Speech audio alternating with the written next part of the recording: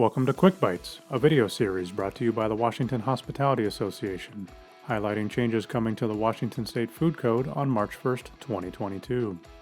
Today's video is sponsored by Harbor Food Service. Harbor Food Service is thankful for every opportunity to keep our industry moving forward. For other supportive resources, visit harborfoodservice.com, where we believe that life happens around the table. And now, here's Susan Shelton from the Washington State Department of Health to discuss changes to the Certified Food Protection Manager role. Thank you, Andy. Eager to start our next quick bite, just our series on key changes to the Washington State Food Code that become effective March 1st, 2022. Let's get started on our next one, the Certified Food Protection Manager. This is a key component for food safety. It's required in the FDA Model Food Code. This is going to be the first time, though, that Washington's required it. The key reason why it's required is because when you have a certified food protection manager, a well-trained person in charge, a well-trained manager, that they can actually help you. And it's been shown that they actually reduce the potential for some of the risk factors that can cause foodborne illnesses. So the certified food protection manager is someone that actually might be trained in food safety. They have additional education potentially, but what's key is that they actually are certified. There are 6 certification partners. So you're really going to want to pay attention to that one in a moment. But let's talk about how Washington changed the federal requirement. The federal food code actually requires 1 certified food protection manager per shift, but we changed it quite a bit in Washington State. So let's detail that. We require at least 1 employee per establishment. Now, what that means is it doesn't have to be a person in charge. It can be the owner. It doesn't have to be somebody that's actually on premises on shift. It could be somebody that you contract with that you can reach out to later. All right. So you don't have to actually have somebody there on premises at all times, but you have to have access to a certified food protection manager.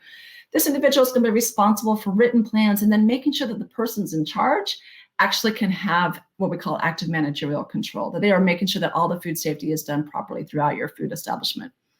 So again, the certified food protection manager doesn't need to be on premises, but the certificate does. The certificate lasts for 5 years. And so if you're working with a certified food protection manager, they would have to give you a copy of their certificate that you could post on premises. Another item is that we put an extension in on this requirement. So even though the rest of the food code becomes effective next March, the certified food protection manager requirement doesn't become effective until a year later, so March 1st, 2023. We're hoping that gives you time to identify staff that you want to have be the certified food protection manager, maybe to identify a partner that you have at another food establishment, or maybe another food safety specialist that you know that can actually be your certified food protection manager.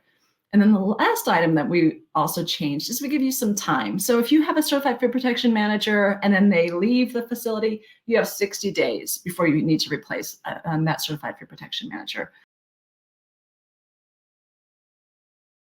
So let's talk about those 6 certification programs that are required. Some of them have associated training portions, but all of them have an exam that must be passed in order for the manager to become certified. We have 6 certification providers that can be used to meet the Certified Food Protection Manager requirement. We have the National Restaurant Association, 360 Training, National Registry of Food Safety Professionals, ProMetric, Above Training, which is also called State Food Safety, and the Always Food Safety Company. Each of these will provide the certification that's required. You're going to really want to make sure you're reviewing to ensure that it's the manager certification that you're looking for here. And you will see the ANSI logo on the certificate. So that wraps up our concept of the Certified Food Protection Manager. This is the key component here, is that you are going to need, beginning in March of 2023, access someone on staff, someone that you can reach out to that will provide you a copy of the certificate of their Food Safety Protection Manager certification. And that person is going to help you long-term to make sure that you are able to keep your persons in charge trained, make sure your written procedures and policies are correct, and then hopefully also help you apply all of these food safety standards and requirements that are from the health department.